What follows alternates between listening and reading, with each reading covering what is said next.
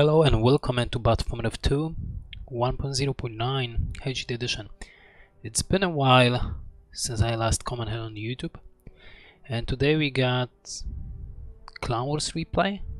At least this is what it says in the description. On Withered Heath, replay been sent by John Tilly. And let's check the players. Fury playing as Man of the West. Slight mistake over there, actually, from the beginning. You can build on the rocks. And his opponent in the top is going to be Silmarill, or Silmarill, playing as Isengard.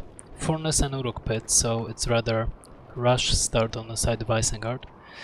Withered Heath, we haven't seen lots of this map, just because most of the players are like one-trick pony, playing Force of Ice and Rohan, if we are talking about BFME 2 patch 1.0.0, which we don't really appreciate. Barak next from Fury, near his farm, so he is rather protective, and he's going for another farm. This farm is pretty nice placement over here. Those rocks definitely help you to scatter units that are trying to attack the farm before they get into this little roam over here and wreck this farm completely. On the side of Isengard, we got Uruk Heath, and we got Quack over there, which I definitely disapprove. I don't like quacking units because he's just wasting resources in order to wait for something to happen. And let's check the power points. A rallying call for Man of the West and Carabines for the Isengard. So I'm not gonna say it's not a good pick if it comes to power points, the first power points, just because this is a huge map, huge road to come across, and the running call can be helpful. Carabine is of course a really good choice if you want to debuff your opponents and lower the defensive and aggressive stances. We got more Gondor soldiers coming up, and there we'll definitely get to those goblins, or maybe get the outposts as fast as possible. Isengard is doing the same, but he's going to rush his opponent, which is a good call over there. If you would like to rush something, rush the inns or the outposts on the side of your opponent. And Man of the West, taking so many damage from those goblins, took of those Gondor soldiers on the row bar, even a couple of those are dying, so Isengard is in a really good shape to deal some damage, maybe take down the outpost also. On his side, he is taking his own outpost. On a side note, you don't want to pick or take the outpost with Uruk Heath, just because they taking time takes so long to do it. But as we can see, Isengard just utilized the bats, which is not the greatest choice over here, to be honest. You would rather wait for your opponent to go running call and then use your Carabines to really debuff the units. So the Isengard take the advantage. He may pick up this outpost now, but he's waiting for something. And now we got formation of the Man of the West and the rallying call being used, so those bats got to regroup over here. And definitely as an Isengard now, you would like to micro, you don't want to interfere with those really well established battalion of Gondor soldiers on the block formation. We got Uruk Pit next, and we got formation from the Isengard. We got bats, they're running out of time, so the running call will stay here, but I guess this is enough damage that has been dealt by the Uruk crossbones in order to take down the entire battalion of Gondor soldiers, so the running call doesn't work out that well. On the other side, we can see that Isengard took the outpost, and he's leveling up those Uruk Heath to level 2, still blocking the path for the Menace player to pick an outpost for himself. And he even was able to crab faster the goblins, which his opponent just now was able to do, and pick up those treasures. It's like for 200 resources out of that. Let's check the power points actually. This is kind of important as well. Maybe not in this stage of the game, but later on. We got almost 2 power points for the man player and almost 3 for the Isengard player. So this is a huge advantage on the Isengard side.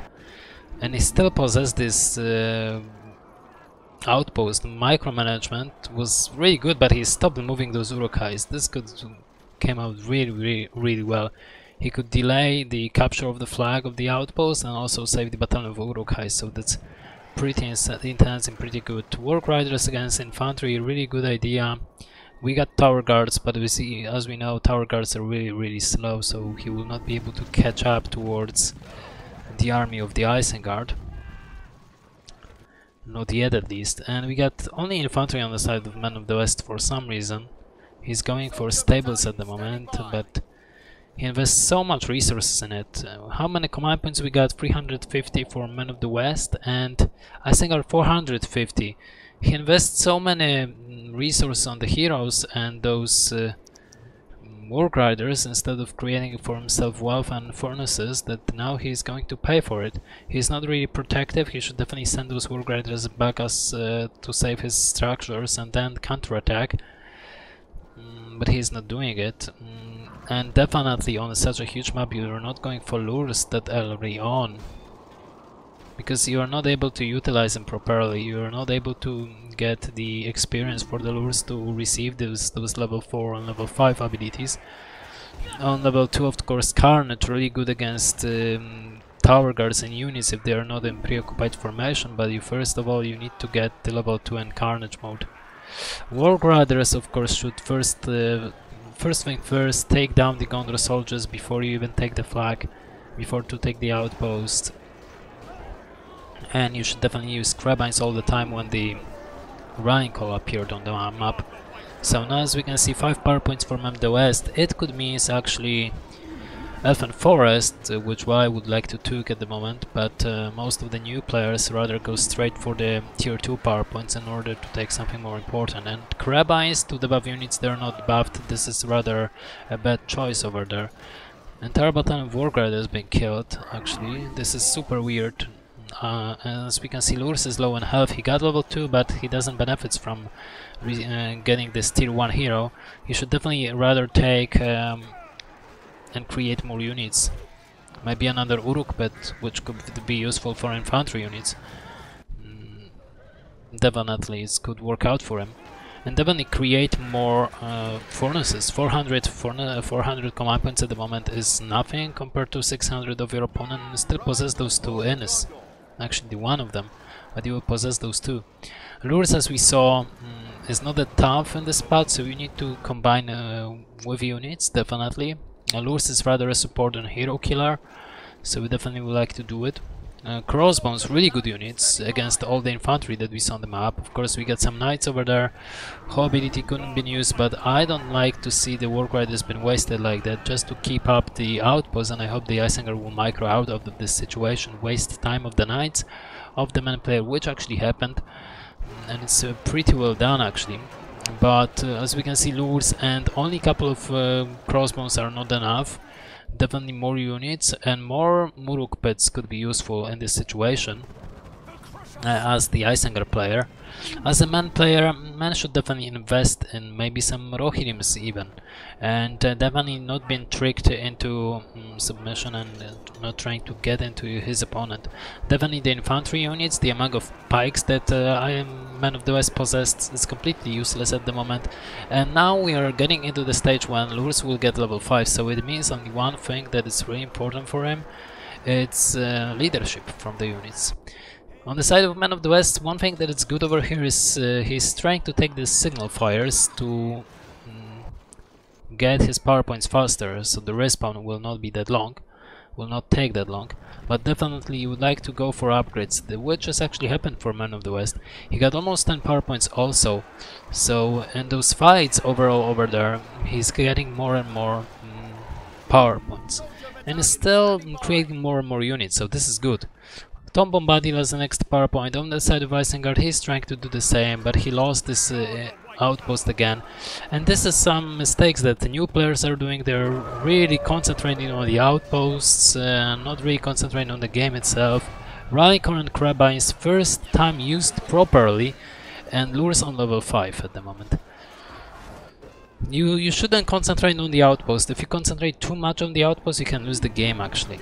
You should rather concentrate on the amount of units that you can create and what you can do in your own base. Work Riders against Work Riders will definitely kill them. Tom Bombadil up here deals some damage, not that much. Sonic Song being used on the crossbows on level 1, crossbows level 2 and pikes moving forward. This Tombomad is trying to chase them. Lures definitely should be on the melee weapon, not the range weapon, but it doesn't really that much matter. 15 power points at the moment for the Isengard, 2k resources, not spend it at all, which is really bad decision making. You would like to spend your resources as fast as possible, but as we can see, he cannot micromanage both sides. It's really hard for him. On the side of Men of the West, more and more structure has been taken. As we can see, he will possess 2 of those signal fires, really important later on, as we are getting into the late game and tier 3 power points. And we get Rohirrim's double upgraded fully barracks, so infantry units will come out really quickly. But the Isengard should definitely think about recover those units, definitely those crossbows over there. He doesn't have units actually, this is so bad, and he doesn't even figure it out. He's going for upgrades, so he's trying to goes for elite units against spam of units, and it may not work out well in such a big map as Weberhalt actually. You definitely would like to keep up with your opponent, so he's pressuring all the time and he doesn't have units to push back his opponent. He's losing units, he got only 2k command points field, which in this stage of the game is completely nothing. And alongside those 2k command points, the 200 command points, it's lures over there still. So it's rather a support hero, as I said before. Cripple is available for him, but definitely you would like to go for another Uruk pit, which will happen eventually after the armory, which should happen definitely first of all. And now Man of the West got fully advantage. He got all the outposts, all the signal fires. He may not have the power points advantage, but definitely he got a little bit of an advantage now and there. Really good catch of those Whitesmen of Dunland actually. They're not able to get that many resources actually. They of course will pillage your units, your structures and deal some damage, but they would not be able to destroy anything. At least they shouldn't if you only trample with Gondor Knights. So it's not really benefits the Isengard player in this manner. This banner should definitely came back home. Half of the power points for the Isengard is pretty good then. Whitesman Dunland Devastation. Fully Echo build is pretty good, but you need to utilize those resources, which the Isengard player is not doing. He's not paying that much attention. Really hard macro on his end. And it may cost him a game actually. It may really cost him a game. And if you get Devastation, use it immediately. Give yourself better advantage. Wormtongue on the battlefield. Level up for the armory as well. Another Uruk pit should be added to the composition, and more command points should you possess, more furnaces. As we can see, we are playing on 2k command points because Men of the West possessed already 1k and beyond 1k command points for his disposal. Lurs is completely unaware of the situation. Isengard got problems, really good problems with management, micromanagement, which on such a huge map is crucial because you would like to manage units on all sides. And as we can see, his structures are completely empty, they are not producing anything. Even if he got enough resources, even if he got devastation that should be used right away, he's sending his heroes like it's their job to keep up with units. They're just the support heroes. They're just the support heroes, they are not here to destroy armies. You shouldn't send them like that. They're only support heroes. As we saw, they're low in health, so they're not that much able to deal damage. And Isengard's still losing. Isengard doesn't figure out that he needs more units, that he doesn't need those upgrades, that he needs to just create more units, use the devastation, use the carabines when the rallying call appeared, and by this winning the game. And push his opponent forward towards his own base. Because it's what he's supposed to do, which he's not completely doing. He's still fighting with units, with heroes, and maybe he will transition, maybe he will not.